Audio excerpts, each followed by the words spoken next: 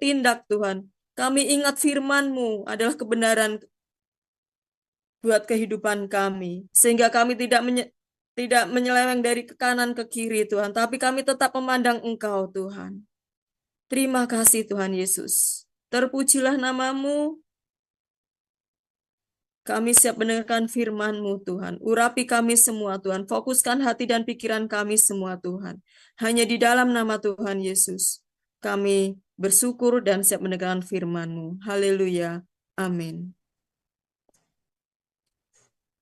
Baik, puji Tuhan, Bapak Ibu, Saudara sekalian yang dikasihi oleh Tuhan Yesus Kristus. Kembali kita boleh jumpa pada pagi hari ini dalam doa bersama dengan semua penjaga menara. Dan pada kesempatan yang luar biasa pagi hari ini saya ingin berbagi berkat firman Tuhan dengan tema kita bukan Superman. Tema khotbah pada pagi hari ini adalah kita bukan Superman.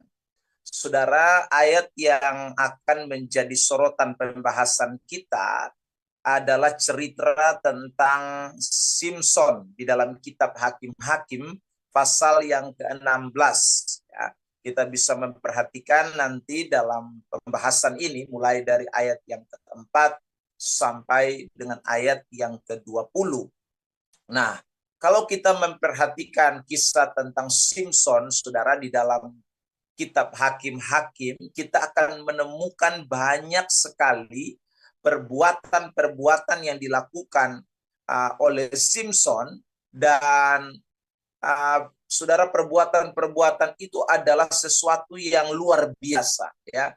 Misalnya kita memperhatikan di dalam kitab Hakim-Hakim pasal 14 ya, ayat yang ke-6, Simson mencabik-cabik singa tanpa menggunakan apa-apa pun di tangannya. Lalu kemudian di Hakim-Hakim pasal 14 ayat yang ke-19, Simson membunuh 30 orang di Askelon. Lalu kemudian di Hakim-Hakim 15 ayat 4 sampai dengan ayat yang ke-5, Simson menangkap 300 ekor anjing hutan. Lalu kemudian di Hakim-Hakim 15 ayat 8, dia meremukan tulang-tulang orang-orang Filistin yang menjadi musuh Israel pada waktu itu. Lalu di dalam Hakim-Hakim 15 lagi ayat yang ke-14, dia melepaskan tali-tali sampai terbakar. Ya saudara, di Hakim-Hakim 15 di ayat yang ke-15 dia memukul mati 10.000 orang dengan tulang rahang keledai. Lalu kemudian di Hakim-Hakim 16 ayat 13 dia mencabut 2 pintu gerbang kota. Nah saudara, kalau kita membaca rentetan tadi tentang perbuatan-perbuatan yang dilakukan oleh Simson, maka kita termangu-mangu. Kita bisa melihat suatu perbuatan-perbuatan yang besar, yang luar biasa yang dilakukan oleh Simson. Nah, saudara yang terkasih di dalam Tuhan, mungkin sebagian orang mungkin memandang dari sisi atau kacamata yang lain bahwa Simson ini manusia yang Superman atau manusia yang luar biasa, dapat melakukan banyak hal yang tidak biasa dilakukan oleh manusia pada umumnya. Tetapi sekalipun Simson dapat melakukan segala sesuatu yang luar biasa, itu bukan berarti membuat iblis tidak menyerang Simson. Itu bukan berarti membuat Simson bebas dari berbagai macam serangan, bahkan tuduhan daripada iblis.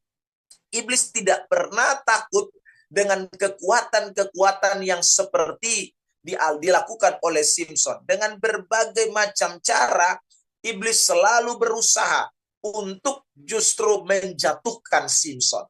Nah, saudara yang terkasih di dalam Tuhan, melihat kisah Simson ini dan kemudian kita coba bercermin kepada diri kita masing-masing, maka perlu kita ketahui bersama bahwa kalau Simson yang dapat melakukan perbuatan-perbuatan yang sehebat, seluar biasa itu saja, toh dia tidak pernah terlepas daripada serangan iblis, atau dia tidak pernah terlepas daripada tuduhan-tuduhan setan, maka terlampau terbuka kemungkinan bagi kita semua yang ada di penjaga menara hari ini, bahwa iblis pun tidak pernah tinggal diam. Iblis pun selalu dengan berbagai macam cara menuduh, mengganggu, bahkan juga ingin menjerat kehidupan kita, anak-anak Tuhan. Karena itu saudara, kalau kita membaca Alkitab, kita diberikan peringatan-peringatan oleh firman Allah, supaya kita waspada, supaya kita berjaga-jaga, supaya kita tidak memberi kesempatan kepada iblis. Misalnya dari kitab 1 Petrus pasal yang kelima, ayat yang ke-8. Di sana dikatakan dengan jelas, sadarlah dan berjaga-jagalah. Lawan musuh iblis berjalan keliling seperti singa yang mengaum-ngaum dan mencari orang yang dapat ditelannya. Efesus pasal 4 ayat yang ke-27. Di sana juga dikatakan dengan jelas, janganlah beri kesempatan kepada iblis, saudara. Nah, ini artinya bahwa setiap kita setiap hari diperhadapkan dengan serangan-serangan, dengan tuduhan-tuduhan yang datangnya dari setan.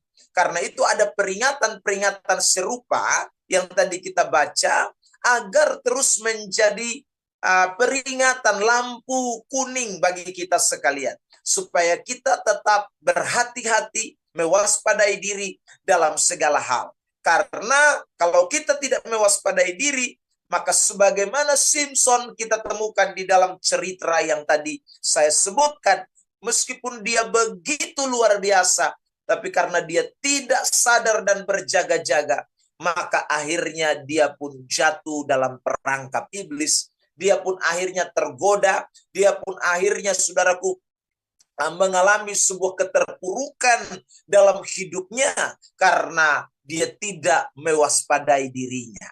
Nah, saudara yang terkasih di dalam Tuhan Yesus Kristus, semua anak-anak Tuhan yang ada di penjaga menara, pada pagi hari ini kita mau belajar dari kisah Simpson ini, agar kita juga mau mewaspadai diri kita dalam hal apa saja, dalam saudaraku, bagian apa saja kita harus memperhatikan kehidupan kerohanian kita, agar kita tetap terjaga, kita tetap ada pada rel-rel yang sesuai dengan kehendak dan kemauan Tuhan. Saudara yang terkasih di dalam Tuhan, kita memulai dengan pembacaan ayat dari kitab Hakim-Hakim pasal yang ke-16 tadi, ayat yang ke-4 ya. Mari kita perhatikan teks ini lebih dulu. Kitab Hakim-Hakim pasal yang ke-16 ayat yang ke-4. Saya membacakannya buat kita sekalian, menjadi ayat yang memberikan pernyataan kepada kita tentang hal-hal yang harus kita waspadai, yang harus kita jaga baik-baik. Yang pertama, sesudah itu Simpson jatuh cinta kepada seorang perempuan dari lembah Sorek yang namanya Delila. Sesudah itu dikatakan Simpson jatuh cinta kepada seorang perempuan dari lembah Sorek yang namanya Delila. Saudara yang terkasih di dalam Tuhan, hal pertama yang harus kita waspadai, saya menggarisbawahi kata jatuh cinta. Nah, saudara, kata itu menjadi penting untuk kita soroti pada pagi hari ini. Karena, saudara, cinta itu merupakan sebuah faktor penting di dalam kehidupan kekristenan. Ketika cinta kita tidak bisa kita akomodir dengan baik, ketika rasa cinta kita itu kita vulgar atau kita terlalu terbuka, kita tidak bisa memberikan sebuah proteksi yang baik terhadap cinta kita, maka saudara yang terkasih di dalam Tuhan, kita pasti akan jatuh ke dalam berbagai-bagai pencobaan. Karena salah satu trik iblis, salah satu cara setan menyerang anak-anak Tuhan adalah dengan menyodorkan cinta-cinta palsu. Dengan, saudaraku, membawa orang Kristen tersebut kepada cinta-cinta yang semu, cinta-cinta yang sementara, cinta-cinta yang dapat menghancurkan hubungannya dengan Tuhan. Saudara yang terkasih di dalam Tuhan Yesus Kristus, nah ini kita harus waspadai. Sebab kalau kita tidak waspadai, tadi saya mengatakan kita tidak memberikan batasan terhadap proteksi terhadap cinta kita, maka ini akan ditunggangi oleh iblis untuk membawa kita kepada cinta-cinta terlarang. Tadi saya sebut cinta yang semu, cinta palsu, yang akhirnya membawa kita jatuh ke dalam berbagai-bagai pencobaan. Saudara yang terkasih di dalam Tuhan, itulah yang terjadi pada Samson. Ya. Itulah yang terjadi pada seorang yang tadi kita lihat mencabut dua pintu gerbang itu. Orang yang luar biasa punya kekuatan. Orang yang dapat meremukkan tulang-tulang orang-orang Filistin. Orang yang bisa menangkap 300 ekor anjing hutan itu. Tapi ketika dia tidak memberikan proteksi atau batasan terhadap cintanya, saudara, dia begitu vulgar, terbuka dengan cintanya yang dapat dia expose kepada siapa saja, itu membuat dia akhirnya terperangkap, terjerat di dalam sebuah kemelut yang membuat dia akhirnya jatuh ke dalam tangan iblis. Saudara yang terkasih dalam Tuhan, hari-hari ini kita mungkin tidak disodorkan Delila yang seperti dialami oleh Samson. Tapi ketahuilah, Delila itu adalah sebuah simbol, gambaran daripada berbagai hal yang ada di seputaran kita. Iblis terkadang ingin merebut cinta kita dengan, saudaraku, menawarkan Delila. Cinta-cinta semu, cinta-cinta palsu, cinta-cinta sementara, cinta-cinta terlarang itu. Dengan apa? Dengan memberikan kesibukan-kesibukan kepada kita. Pekerjaan-pekerjaan yang ingin menggantikan posisi Tuhan. Cinta kita kepada Allah itu. Saudara, cinta kita kepada Tuhan. Ya, saudara yang terkasih dalam Tuhan. Ada berapa banyak orang Kristen yang hari-hari ini saudara rela meninggalkan kebaktian, rela meninggalkan pemahaman Alkitab, rela meninggalkan saudara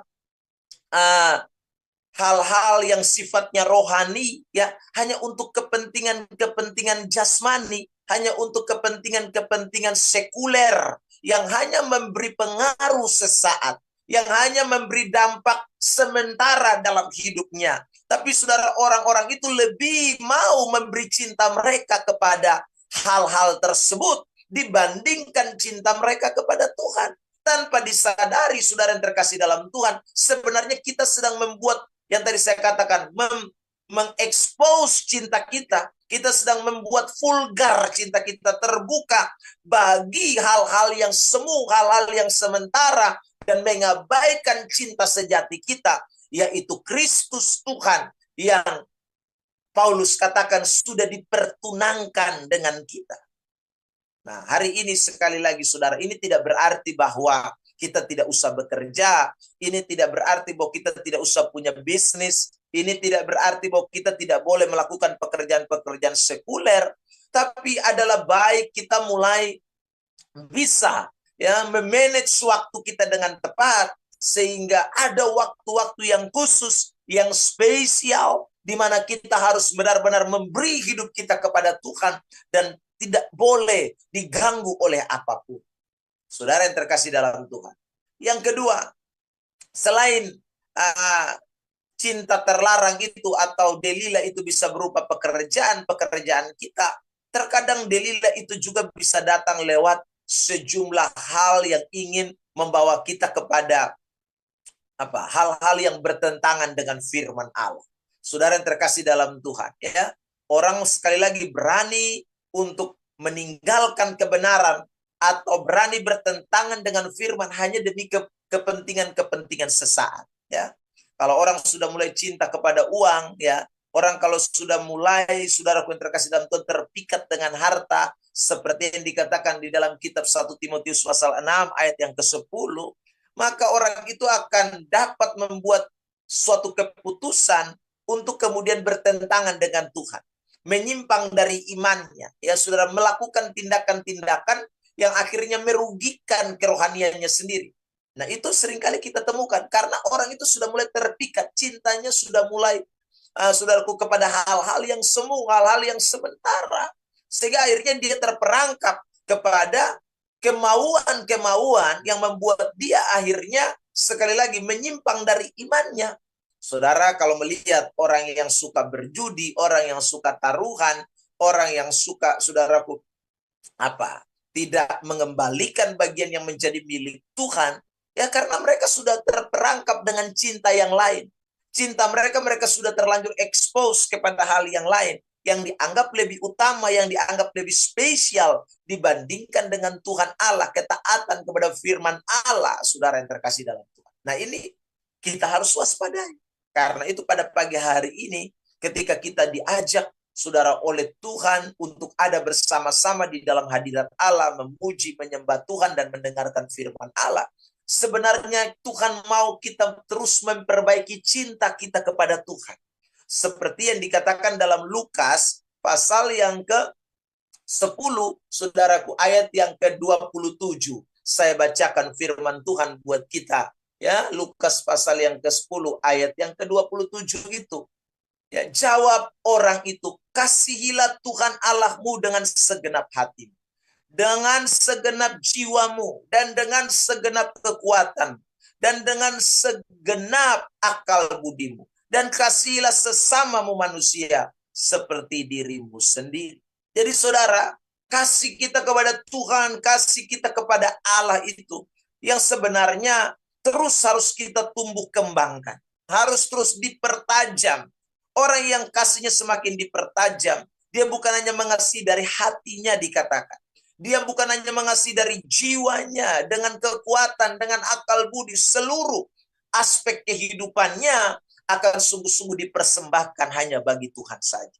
Nah, pagi hari ini sekali lagi, saudara yang terkasih dalam Tuhan, kita semua diajak di dalam doa, di dalam penyembahan, di dalam kebenaran firman Allah. Sebenarnya satu, supaya cinta kita kepada Tuhan itu tambah menyala-nyala. Cinta kepada Tuhan itu semakin berakar. Cinta kepada Tuhan itu semakin terfokus, tersentral hanya kepada Tuhan. Itu sebenarnya maksud daripada kita ada di dalam hadirat Allah. Nah, saudara yang terkasih di dalam Tuhan, itu hal pertama yang kita pelajari. Hal yang kedua, saudara, yang saya mau soroti pada kesempatan pada pagi hari ini adalah kita memperhatikan di ayat yang keempat tadi, dan kita membandingkan juga dengan beberapa ayat di dalam bagian yang lain dari kitab Hakim-Hakim. Ya, Hakim-Hakim pasal 16 ayat 1 dan Hakim-Hakim pasal 14 ayat 1. Mari kita lihat teks itu, saudara yang terkasih di dalam Tuhan Yesus Kristus, dan saya bacakan buat kita Hakim-Hakim 16 ayat 1 lebih dulu. Pada suatu kali ketika Simpson pergi ke Gaza, dilihatnya di sana seorang perempuan sundal lalu menghampiri dia. Ya, di kalimat itu dikatakan dia menghampiri seorang perempuan sundal. Lalu di Hakim-Hakim pasal yang ke-14 ayat yang pertama juga ada pernyataan ini. Simpson pergi ke Timna dan di situ ia melihat seorang gadis Filistin. Jadi di Timna dia melihat seorang gadis Filistin, lalu di, saudaraku, Gaza dia kembali ketemu dengan seorang perempuan sundal, lalu kemudian tadi di pasal 4 lagi kita menemukan dia akhirnya jatuh cinta dengan perempuan di lembah Sorek. Nah, saudara yang terkasih di dalam Tuhan, saya memberikan kesimpulan begini, bahwa Simpson ini adalah seorang yang berani mengulangi sebuah kebiasaan buruk. Ya. Simpson dia tidak mewaspadai dirinya, dia tidak berjaga-jaga, sehingga dia kemudian terperangkap kepada suatu kebiasaan yang sebenarnya akan merugikan kehidupan. Ini kebiasaan buruk, saudara. Dan terlihat jelas bahwa dia begitu nyaman dengan kebiasaan buruk ini. Nah, saudara, salah satu trik iblis, selain dia menawarkan cinta-cinta semu, cinta-cinta palsu, yang kedua, trik setan itu adalah memberikan kenyamanan kepada orang untuk, saudaraku, terbiasa melakukan sesuatu yang tidak benar, sesuatu yang salah, sesuatu yang menentang firman Allah, saudara yang terkasih dalam Tuhan, dibikin nyaman, dibikin enak ya saudara, sehingga dia terus terlena, dia terus terpesona, merasa menikmati sesuatu yang sebenarnya adalah kejahatan di mata Tuhan. Nah, saudara yang terkasih di dalam Tuhan Yesus Kristus, kebiasaan seperti ini ya tentu akan berdampak sangat fatal dalam hidup kekristenan kita. Ada pepatah kuno yang mengatakan bahwa keledai saja yang bodoh, dia tidak mungkin jatuh pada lubang yang sama untuk kedua kalinya. Nah, keledai yang bodoh saja dia tidak akan jatuh ya saudara pada lubang yang sama untuk kedua kalinya. Karena itu kitab Amsal mengatakan orang bebal itu adalah orang yang mengulangi kebodohannya. Ya, orang bebal itu adalah orang yang mengulang-ulangi kebodohannya. Ya saudara, artinya mau melakukan sesuatu yang salah, sesuatu yang tidak benar, sesuatu yang jahat, ya secara terus-menerus atau berulang-ulang kali, itu adalah, saudaraku, menandakan ciri seorang yang benar-benar bodoh, seorang yang tidak mau tunduk kepada kebenaran, tidak mau hidup sesuai dengan firman, ya karena memang merasa nyaman dengan dosa. Saudara yang terkasih di dalam Tuhan, pada pagi hari ini, saudara, kita semua ini masih punya banyak kelemahan dan kekurangan. Tapi kita bersyukur ya, di dalam doa Roh Kudus itu mengingatkan kita. Di dalam doa kita selalu disadarkan, diinsafkan. Nah, karena itu kita membutuhkan kepekaan, saudara. Ketika kita ada di dalam doa, Roh itu menyadarkan kelemahan-kelemahan kita. Kalau saudara membaca dalam kitab Roma pasal 8 ayat 26, di sana dikatakan Roh itu membantu kita dalam kelemahan-kelemahan kita. Di dalam kitab 1 Korintus pasal yang kedua, kalau saya tidak salah, di sana dikatakan bahwa Roh itu menyelidiki hati kita. Ya, dia mengetahui maksud yang tersembunyi di dalam diri kita. Jadi ketika kita berdoa, koneksi kita dengan Tuhan semakin intim. Roh Kudus itu bekerja di dalam pribadi kita. Maka bukan hanya cinta kita yang semakin diperdalam. Bukan hanya cinta kita kepada Tuhan yang semakin berakar. Tapi yang kedua, kepekaan kita, kesadaran kita untuk sesuatu yang berbau dosa, sesuatu yang tidak menyenangkan Tuhan, itu akan semakin lebih peka. Kita akan semakin lebih peka dengan hal itu. Inilah fungsi daripada kita ada di dalam hadirat Allah. Itulah fungsi, saudaraku. Sepanjang hari ini kita akan melewati berbagai macam hal. Dan di berbagai macam hal segi kehidupan itu kita diperhadapkan dengan banyak sekali tantangan. Kita diperhadapkan dengan banyak sekali, saudaraku, tawaran. Tapi kalau kita punya kepekaan roh, kita tidak akan mau melakukan hal-hal yang tidak menyenangkan Tuhan. Kita tidak akan terjerumus kembali kepada suatu kesalahan yang sama yang mungkin pernah kita lakukan di tempo waktu yang lampau. Nah, pagi hari ini saudara yang terkasih dalam Tuhan, mari kita belajar dari firman Tuhan. Kadang-kadang kenyamanan itu membuat kita berpikir bahwa Tuhan tidak mau memurkai kita. Kadang-kadang kenyamanan terhadap dosa itu juga membuat orang berpikir, oh Tuhan selalu mengampuni. Tuhan punya belas kasihan yang besar. Sehingga saudaraku, orang terus melakukan. Anda dan saya, kita mesti ingat bahwa Alkitab mengatakan dengan terus terang kepada kita bahwa Roma pasal yang kedua, kalau kita membaca di sana, Allah itu sedang memberikan kelapangan hatinya, kesabaran hatinya kepada kita supaya kita bertobat. Jangan kita menimbun murka terhadap diri kita sendiri, karena Allah tidak akan pernah pandang bulu, dikatakan dalam kitab Roma pasal yang kedua. Amsal 29 ayat yang pertama di sana dikatakan juga dengan jelas buat kita. Oh, siapa bersih tegang leher meskipun sudah mendapatkan teguran secara berulang-ulang, dia akan diremukkan tanpa dapat dipulihkan kembali. Nah, saudara, pagi hari ini sekali lagi, jangan pernah kita merasa nyaman. Kalau Roh Kudus menyadarkan kita, ayo segera kita kembali. Kalau Roh Kudus masih mengingatkan kita, ayo kita kembali kepada kebenaran yang sejati. Berjalanlah dalam firman Allah. Jangan kembali kepada dosa yang lama. Saudara yang terkasih dalam Tuhan, dua kebenaran ini menolong kita sekalian pada pagi hari ini. Ya, mari kita belajar untuk hidup di dalam saudaraku, firman, berjaga-jaga senantiasa. Karena terkadang iblis bisa menjerat kita dengan berbagai hal untuk membuat cinta kita pudar. Cinta-cinta kita menjadi, saudaraku, menyeleweng kepada cinta-cinta terlarang, cinta-cinta semu. Yang kedua, terkadang iblis bisa membawa saudara untuk nyaman dan melakukan sesuatu yang kelihatannya tidak benar, tidak baik, tapi kita merasa aman-aman saja. Kiranya Tuhan tolong kita hari ini, di sepanjang hari ini, kita tetap berkenan di hadapan Tuhan. Ingat, kita bukan Superman. Karena kita bukan Superman, hari ini kita ada di dalam doa. Kita sedang memuji menyembah Tuhan untuk meminta kekuatan dari Tuhan. Tuhan Yesus memberkati kita dengan firman. Mari kita berdoa. Bapa di sorga, kami bersyukur buat pagi hari ini karena Tuhan berkenan bicara kepada kami. Dua hal Tuhan sudah sampaikan kepada kami hari ini supaya kami semakin waspada. Hidup ini penuh dengan berbagai macam tantangan. Ada serangan, ada kemelut, ada tawaran di mana-mana oleh iblis. Tapi kami percaya di dalam doa, cinta kami semakin tertanam di dalam Tuhan. Di dalam doa, kami semakin mengerti kebenaran dan semakin menjauhkan diri dari hal-hal yang salah. Roh kami semakin peka. Tuhan tolong kami semua yang hadir di penjaga menara hari ini. Tuhan memberkati pribadi, lepas pribadi. Tuhan tahu pergumulan. Tuhan tahu segala macam persoalan yang kami alami. Tuhan senantiasa bekerja. Buka jalan, nyatakan kuat kuasa-Mu berlimpah. Mujizat-Mu Tuhan nyatakan di tengah-tengah umat Tuhan.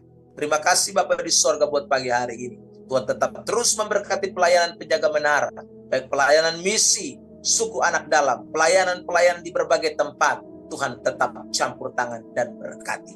Terima kasih Tuhan. Ini doa syukur kami pagi hari ini. Kami telah siap untuk menjalani hari ini dengan kebenaran. Dalam nama Tuhan Yesus Kristus kami berdoa. Haleluya.